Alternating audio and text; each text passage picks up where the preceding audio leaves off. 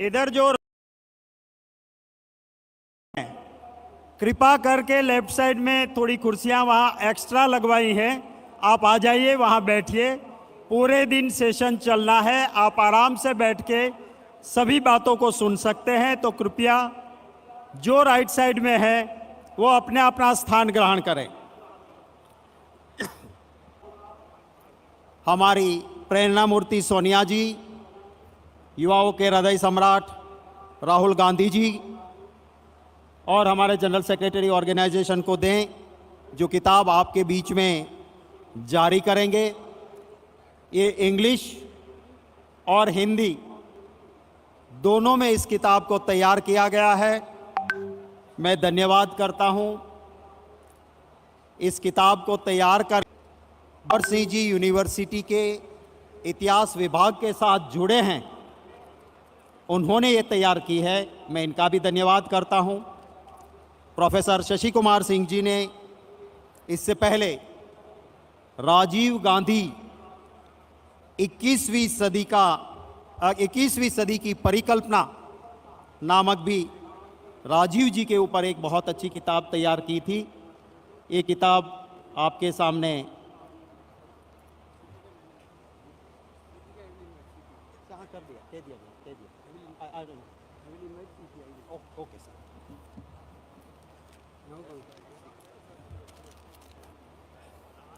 Satyam, with great pride, I would like to invite Honorable Congress President Mallikarjuna Kharge ji for his presidential address. Mallikarjuna Kharge ji.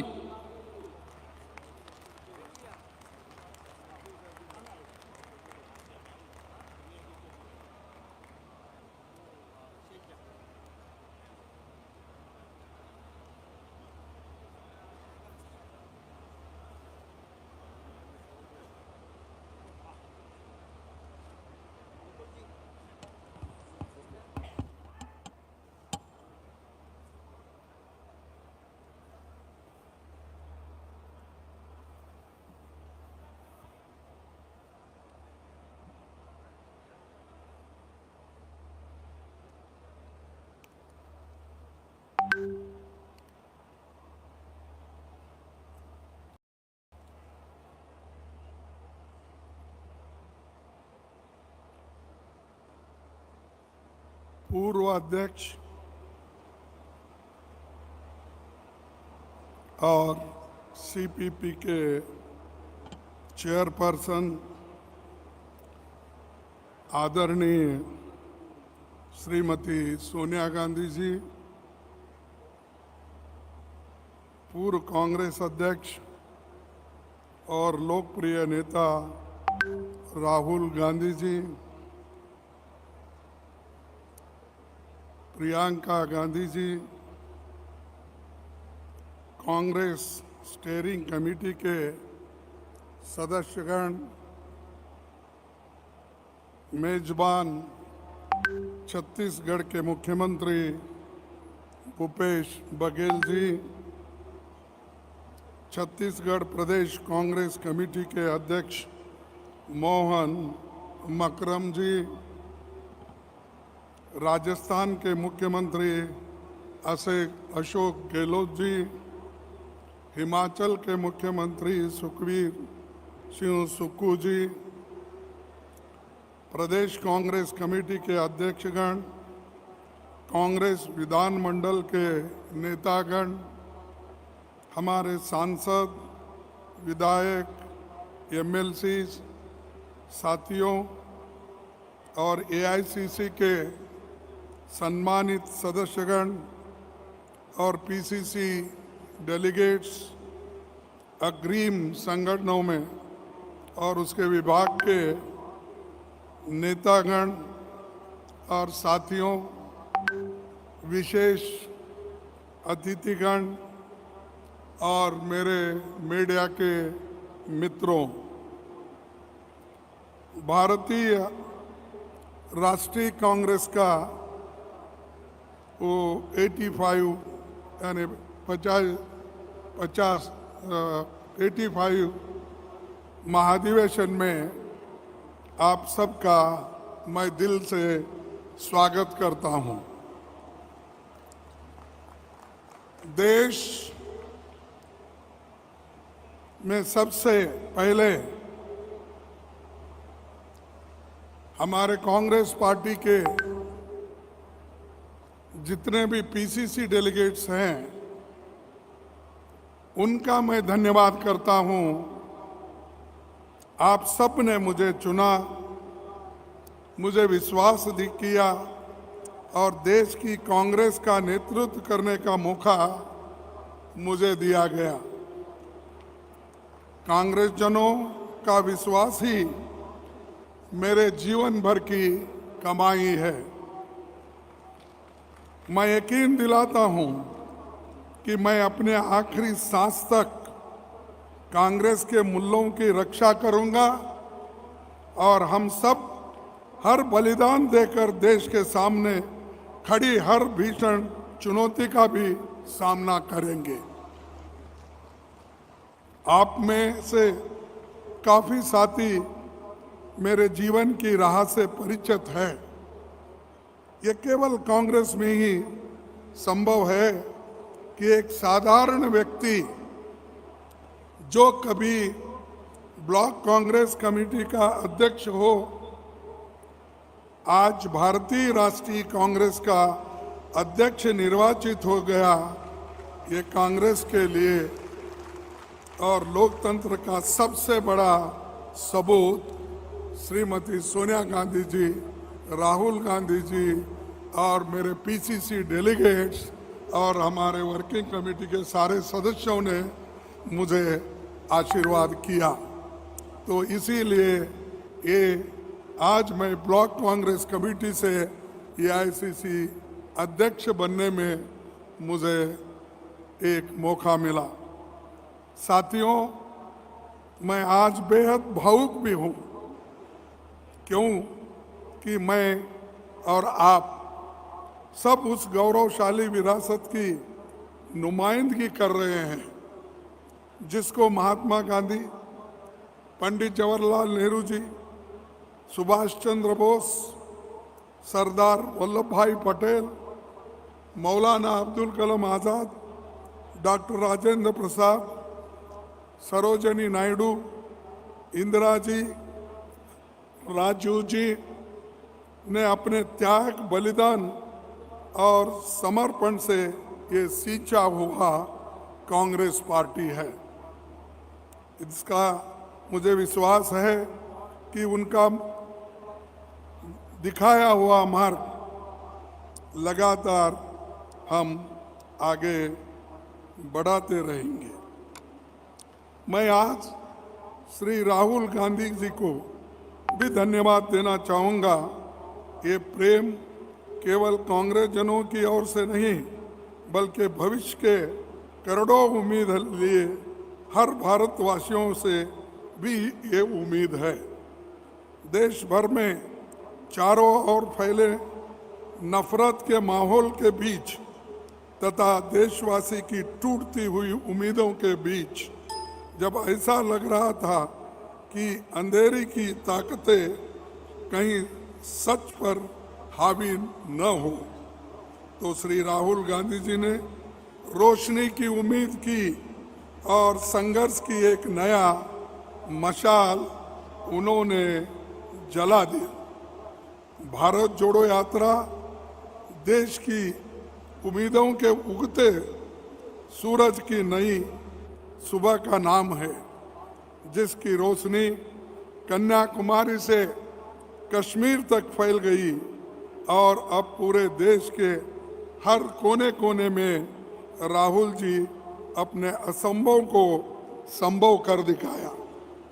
आपने खुद कष्ट सहकर न आंधी की परवाह की, न बारिश की, न गर्मी की, न सर्दी की, न धूल की के बवंडर भी और न बर्फीले तूफान की। भारत का तिरंगा तामे करोड़ों लोग भारत जोड़ो यात्रा में आपके साथ चले भी और जुड़े भी। और हमने एक बार फिर ये साबित करके दिखाया कि भारत की आत्मा में कांग्रेस है। भारत की पीड़ा कांग्रेस जानती है और देशवासियों की तकलीफें देश जानती है। हमारा दिल तड़पता है और खासकर जो राहुल गांधी जी 3,700 से ज़्यादा किलोमीटर चलकर राहुल जी अपने और कांग्रेस जनों के लिए दिखा दिया बलिदान की परिपाटी का जज्बा और देश की मिट्टी की खुशबू हमारे लहू के हर कतरे में आपको मिलेगा। ये राहुल जी का काम है, इसीलिए मैं इस पर उनको धन्यवाद देता हूँ। वो इसी ढंग से हमको मार्गदर्शन करते रहे, जुड़ते रहे और सभी को युवाओं को जो प्रोत्साहन मिला है वो आगे भी वो दिखाई देगा। दूसरी बात, आप सबको मैं याद दिलाना चाहता हूं कि राष्ट्रपिता महात्मा गांधी आज के करीब 100 साल पहले 1924 में मेरे गृह राज्य कर्नाटक में बेलगांव महाधिवेशन में कांग्रेस के अध्यक्ष बने थे। गांधी जी ने आज़ादी के लिए गांव देहात से लेकर किसानों और मजदूरों को कांग्रेस के झंडे तले खड़ा किया, नई दिशा दी। बेलगाम में कांग्रेस का स्वरूप बदला और कांग्रेस संविधान में भी बड़ा बदलाव हुआ। गांधी जी ने कांग्रेस को भारत के किसानों, मजदूरों, गरीबों और वंचितों से जोड़ा। कांग्रेस की वर्किंग डिसेंट्रलाइजेशन हुई और कई काम हुए। यहीं से कांग्रेस एक जन आंदोलन के रूप में जनता के सामने आई और पूरा देश कांग्रेस के साथ खड़ा हुआ। बेलगाम में ही पहली बार कांग्रेस ने छुआछूत और जातीय भेदभाव के खिलाफ संघर्ष को अपने एजेंडा में आधिकारिक रूप से शामिल किया। ये विचार आगे चलकर भी वंचित वर्गों के लिए समान अधिकारों के संवैधानिक गारंटी का आधार बना। इसीलिए मैं याद कर रहा हूँ महात्मा गांधी जी का, क्योंकि एक ही बार वो कांग्रेस प्रेसिडेंट बने, वो भी कर्नाटक से बने और वहाँ छुआछूत की एक रेजोल्यूशन पास करके सारे देश में उसका प्रचार करने का उन्होंने काम किया। इसीलिए उनको मैं इस वक्त याद करता हूँ। और 75 वर्ष में आज देश सबसे कठिन चुनौतियों से गुजर रहा है। सत्ता में बैठे लोगों ने देश की जनता के अधिकारों और भारत के मूल्यों पर हमला बोल रखा है। इसीलिए आज एक नए आंदोलन के शुरुआत की जरूरत है। हर कांग्रेस को, हर देशवासी को आगे बढ़कर उठकर संकल्प लेकर ये कहना होगा, सेवा, संघर्ष और बलिदान। सबसे पहले हिंदुस्तान, सेवा, संघर्ष और बलिदान, सबसे पहले हिंदुस्तान, ये हमारा नारा होगा। और देश को आज सेवा, संघर्ष और बलिदान की जरूरत है, क्योंकि भारत अपने सबसे कठिन दौर से गुजर रहा है। आज भाजपा अपने सत्ता के स्वार्थ के लिए संसद से लेकर सभी संवैधानिक संस्थाओं की मर्यादाओं का अधिकार को तोड़ रही है। भयंकर रोजगारी युवाओं के भविष्य को अंधेरे में धकेला जा रहा है। कमर तोड़ महंगाई से जनता के घर के बजट बिगड़ गया है। नोटबंदी और गलत जीएसटी से छोटे कारोबार एमएसएमई को बर्बाद कर दिया है। फसल की कीमत न देकर किसानों की आमदनी को खत्म कर दिया है। नफरत के माहौल में देश के सामाजिक माहौल बिगाड़ दिया है। और यही नहीं, ईडी, सीबीआई, इनकम टैक्स, सारे एजेंसीज को चुनी हुई सरकारों को गिराया जा रहा है। और यहाँ पर मैं बोलना चाहूँगा, इस प्लेनरी सेशन को रोकने के लिए यहाँ पर बीजेपी सरकार ने छापा मारा, रेड किया, हमारे लोगों को अरेस्ट किया, लेकिन फिर भी हमारे चीफ मिनिस्टर और यहाँ के कांग्रेस कार्यकर्ताओं ने डटकर मुकाबला करके इसको यशस्वी बनाया। ये है कांग्रेस के लिए एक बहुत बड़ी ताकत। ऐसा हम लड़ने का भी सीखना चाहिए, मुकाबला करने का भी सीखना चाहिए। अगर रोते बैठे तो कुछ नहीं मिलने वाला है। अगर आप लड़ते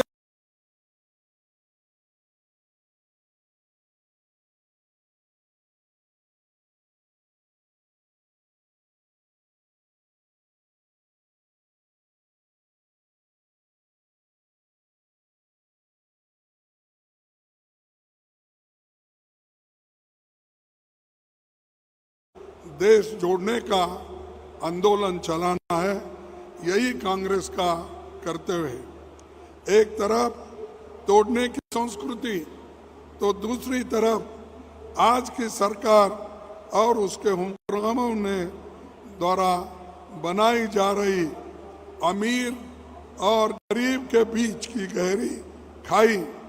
ऐसा लगता है कि जैसे देश की सरकार की नज़र में दलितों, आदिवासियों, पिछड़ों, अल्पसंख्यकों, किसानों व नौकर पेशा और मध्यम वर्ग के लोगों के लिए कोई जगह इस बीजेपी सरकार में नहीं है। पहले तो नोटबंदी की ऐतिहासिक बेखूबी ने छोटे और लघु उद्योग पर तालाबंदी कर डाली और 2 करोड़ से अधिक लोगों का रोजगार चला गया। गलत तरीके से बनाई और उससे भी गलत तरीके से लागू की जीएसटी ने छोटे मोटे उद्योगों को और व्यापारियों का कामकाज चौपट कर दिया। कोरोना के दौरान केवल 4 घंटे के नोटिस पर रात के 12 बजे की देशबंदी ने करोड़ों मजदूरों की दर बदर की ठोकरें खाने पर मजबूर कर दिया। न दवा मिली, न डॉक्टर, न इंजेक्शन, न ऑक्सीजन, यहाँ तक कि अंतिम संस्कार भी नसीब नहीं हुआ। एक तरफ 12 करोड़ लोगों का रोजगार चला गया, तो दूसरी ओर 23 करोड़ लोग गरीबी की रेखा से नीचे धकेल दिए गए।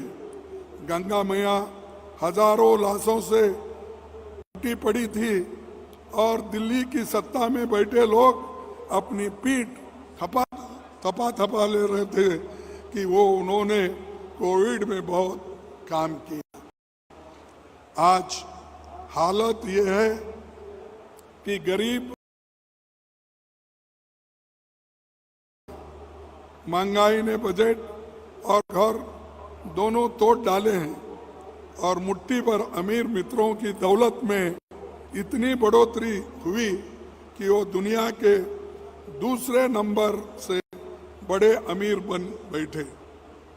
मैं पूछता हूँ कि हमारा देश किस दौरान आ खड़ा हुआ है, जहाँ अन्नदाता किसान की प्रतिदिन की आय 27 रुपए है और प्रधानमंत्री के एक दोस्त की आय 1000 करोड़ रुपए दिन में है। देश के 72% यानी 3/4 एमएसएमई को एक फूटी कौड़ी भी नहीं कमा पाए। पर प्रधानमंत्री के एक दोस्त की संपत्ति 13 गुना यानी 1300% बढ़ जाए और मुझे समझ में नहीं आता कि रोज इश्तिहार में खुद को छपवाने वाले दिल्ली के प्रधान सेवक ये अपने मित्र की सेवा कर रहे हैं। ऊपर से एक एक करके 70 साल में बनाई देश की हर संपत्ति को अपने मित्रों को हवाले कर रहे हैं। ये तो रेल, भेल, सेल, तेल सब बेच रहे हैं। आकाश हो, धरती हो या पाताल हो, देश की सब चीजें बेची जा रही है। मेरे देश के करोड़ों लोगों को अब चिंता है कि अब हमारी LIC और स्टेट बैंक ऑफ इंडिया भी बच पाएगा या नहीं, क्या इसको भी वो बेच लेंगे। ये आज हमको एक बहुत बड़ा हमारे सामने सवाल है और ये सरकार सब कुछ हमने जो बनाया था उसको एक एक करके बेच खा रहे। आर्थिक खाई के बीच देश के सामाजिक भेदभाव की भयंकर खाई भी धकेल दिया है। गरीबों, मजदूरों, दलितों, आदिवासी और पिछड़ों के अधिकारों को सरेआम सत्ता के बुलडोजर से कुचला जा रहा है। देश के हालात कैसे हैं कि एक तरफ तो हर रोज 115 गरीब मजदूर आत्महत्या को मजबूर है, तो दूसरी ओर दिल्ली की सत्ता में बैठे लोग मजदूरी के मनरेगा बजट 30,000 पे आया, जो बजट 90,000 था और 100 दिन काम देने का था, उस बजट को घटाकर आज 30,000 रुपये कर दिया। 60,000 रुपये उसका घाटा यानी अलॉटमेंट कम कर दिया। तो ये गरीबों के प्रति उनका काम है। इसीलिए इस सरकार को हम चेतावनी देना चाहिए, एक होकर लड़ना चाहिए, क्योंकि 100 दिन काम के लिए आज के मिनिमम वेजेस के तहत 1,75,000 करोड़ की जरूरत है, लेकिन इन्होंने सिर्फ 30,000 करोड़ रुपए अपने बजट में रखा है। देश का दलित, आदिवासी, पिछड़े, अल्पसंख्यक वर्ग के हमारे साथी आज आत्मसम्मान और सुरक्षा की लड़ाई लड़ने को मजबूर है। शायद इसीलिए बार बार हाथरस, उन्नाव, ऊना जैसी डरावनी घटनाएं हुक्मरानी की आत्मा को परेशान नहीं करती। साल 2015 में आज तक दलितों पर अत्याचार 13% बढ़े हैं, आदिवासियों पर अत्याचार 31% बढ़ गए हैं। और ये सब आंकड़े बन कहीं किताबों में खो गए हैं। न कोई सोचता, न सुनता, न कार्रवाई करता। गरीबों को ताकत देने के भाषण तो बहुत देते हैं, वोट लेने के लिए पिछड़ों की बात ज़्यादा करते हैं, पर ये भूल जाते हैं कि सैकड़ों पब्लिक सेक्टर यूनिट्स जो आप मित्रों को बेच रहे हैं, उसमें लाखों गरीबों के लिए रिजर्वेशन की नौकरी भी चली जा रही है और दूसरे जो OBC है, इकोनॉमिकल वीकर सेक्शन से, उनके नौकरियां भी आज जा रहे हैं, गिरते हैं।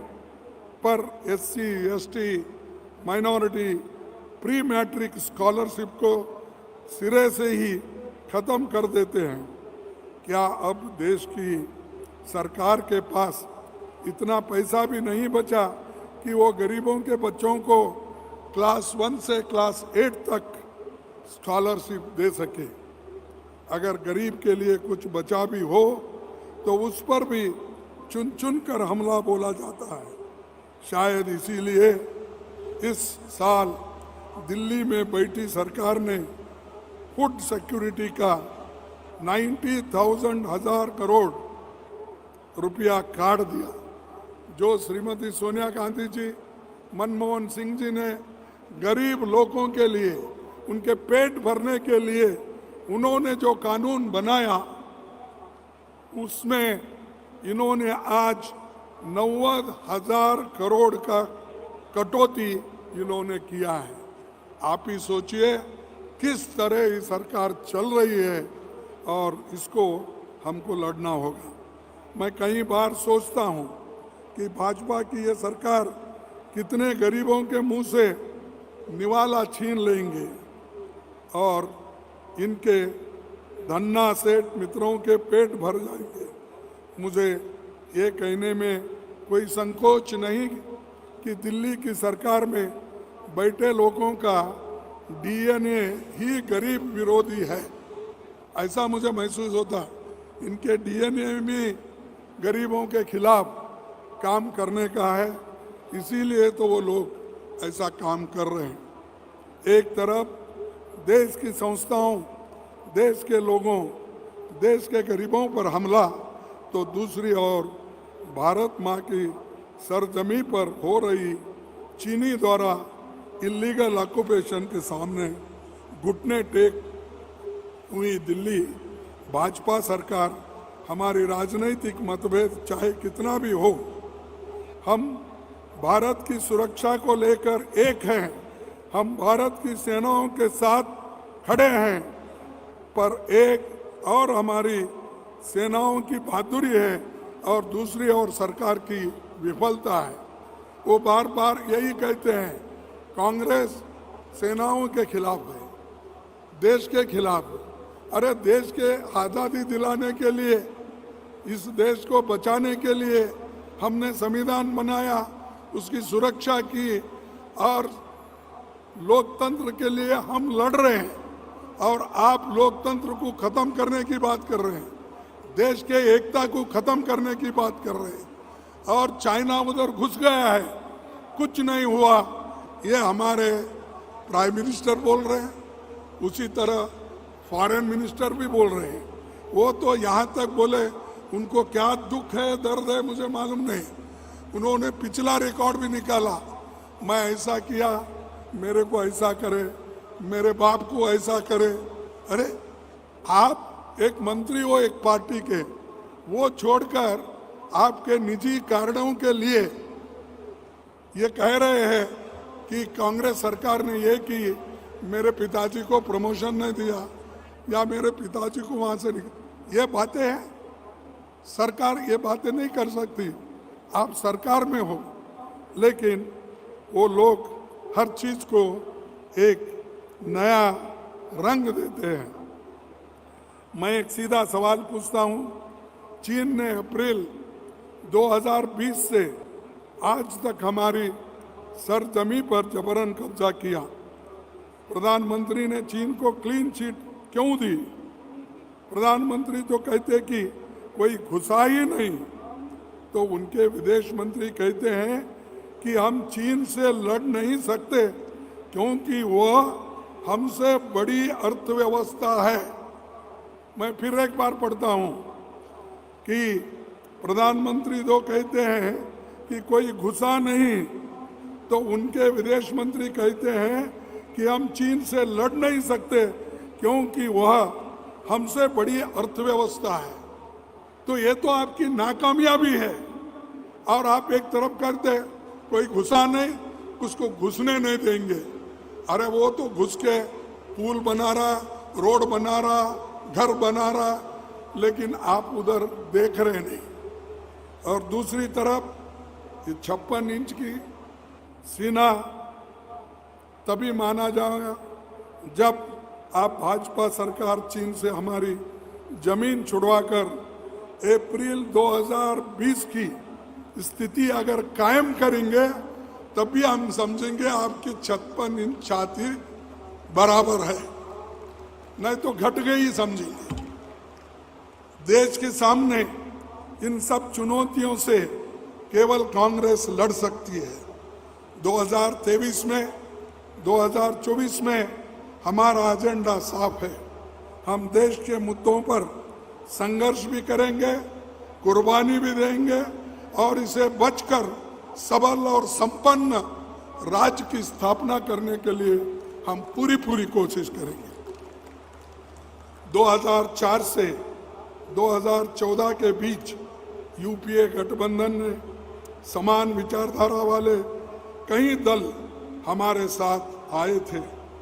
डॉक्टर मनमोहन सिंह जी के नेतृत्व में और श्रीमती सोनिया गांधी जी के उनका सहकार से इस 10 साल तक एक बेहद कामयाब सरकार जो कॉमन मिनिमम प्रोग्राम को सामने रखकर चलती थी, आज उसी गठबंधन को और मजबूती देने की जरूरत है।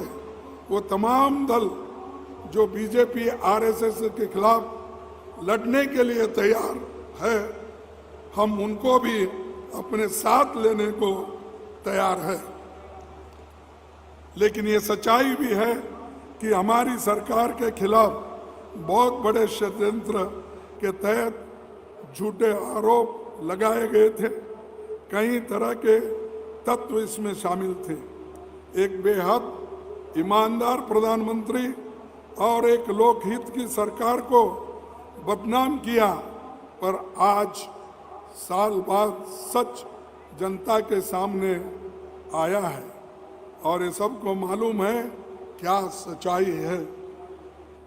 हमारा लक्ष्य ये है कि एमएसएमई के जरिए करोड़ों नए रोजगार पैदा करें।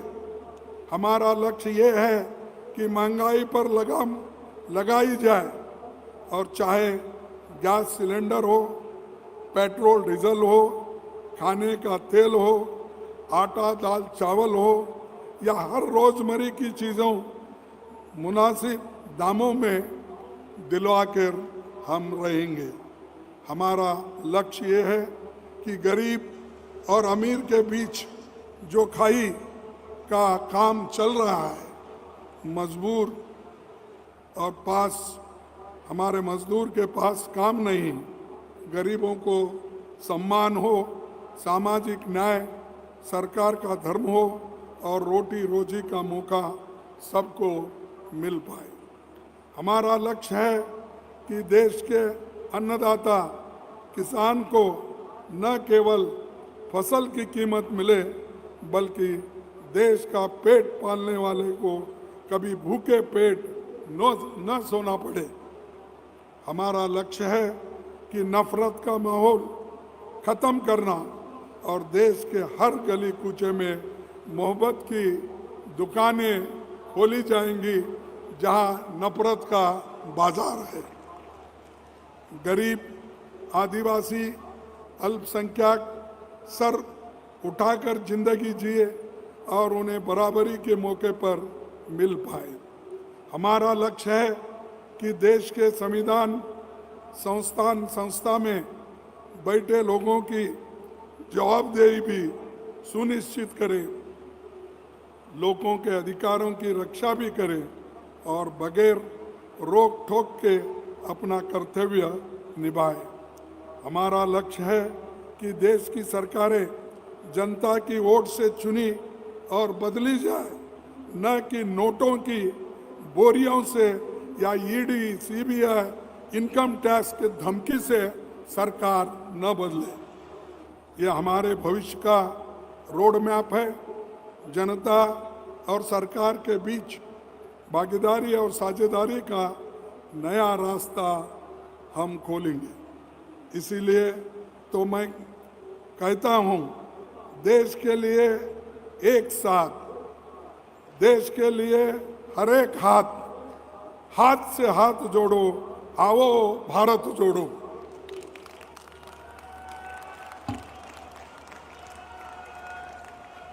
हिंदी के एक बड़े कवि द्विवेदी ने कहा, एक कविता की चंद लाइनें से मैं अपनी बात समाप्त करता हूं और एक बात जो कहूंगा जो हमने पार्लियामेंट में कही थी उसका भी बाद में मैं जिक्र करूंगा। लहरों से डरकर नौका पार नहीं होती,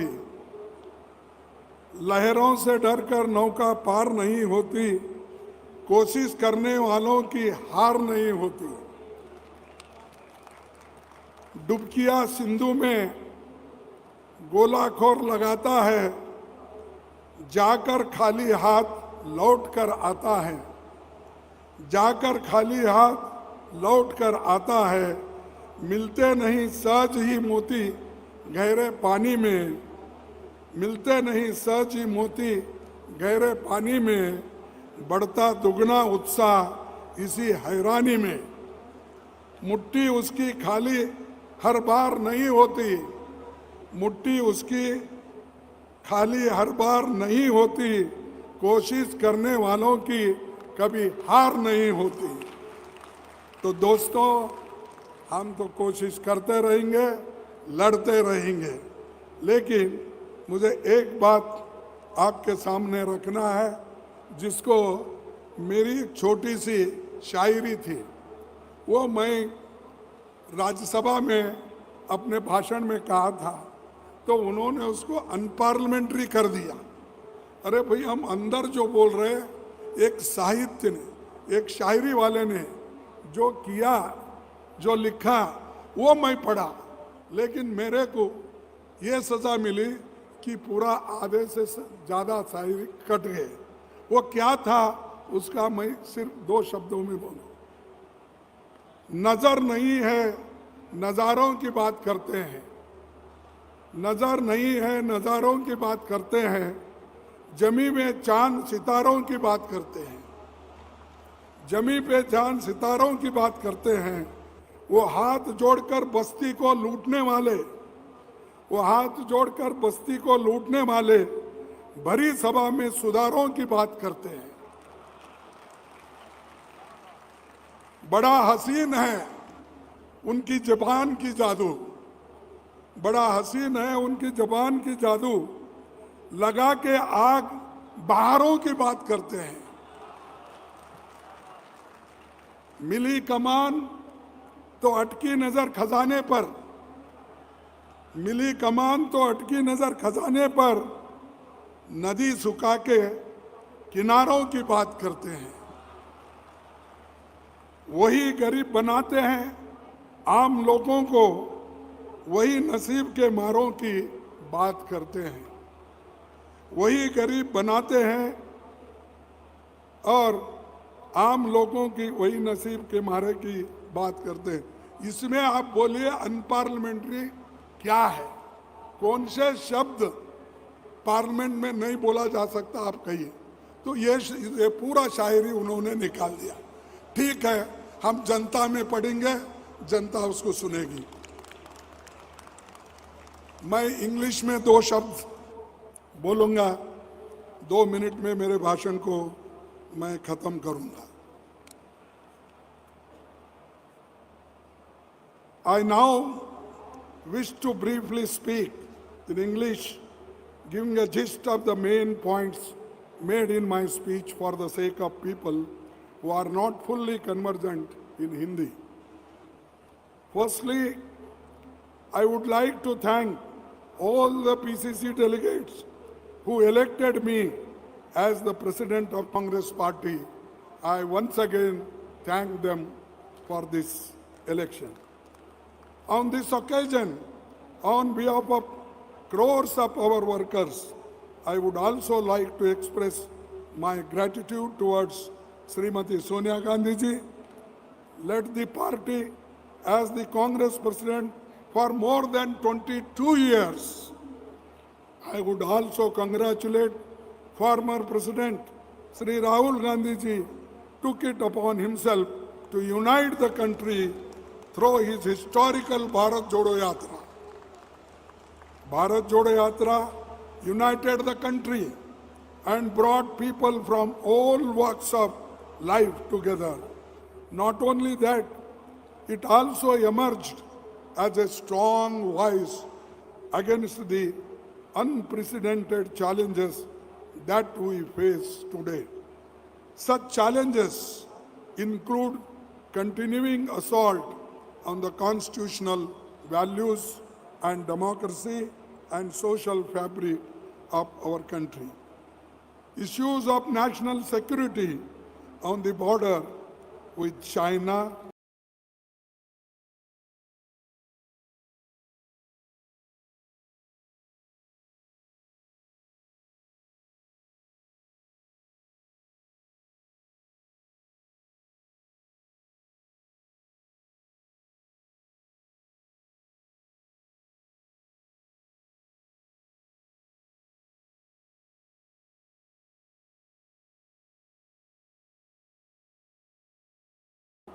the prevailing. Once again, look forward, forging a viable alternative by aligning with like-minded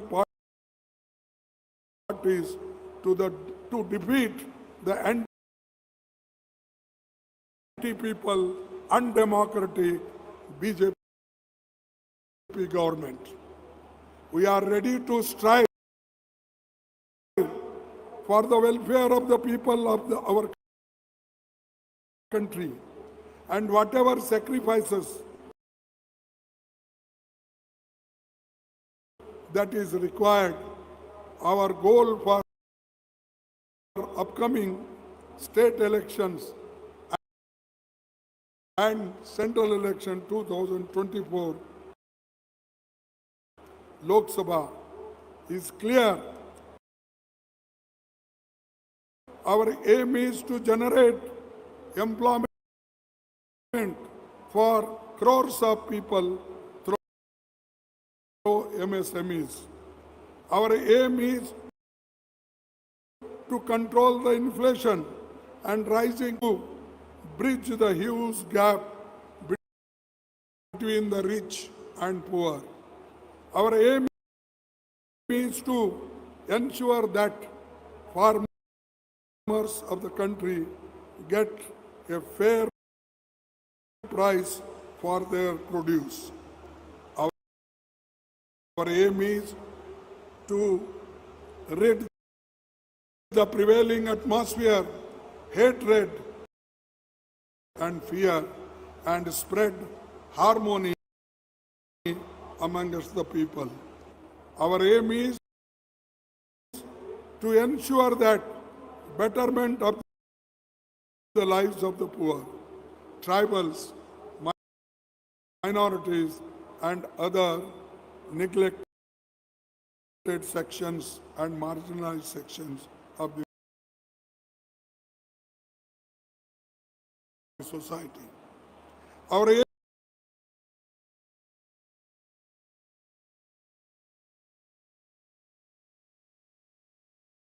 is to ensure that the fundamental rights of people are secured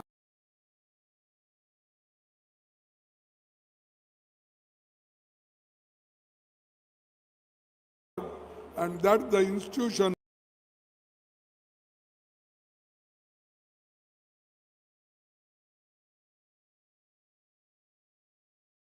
hold people in power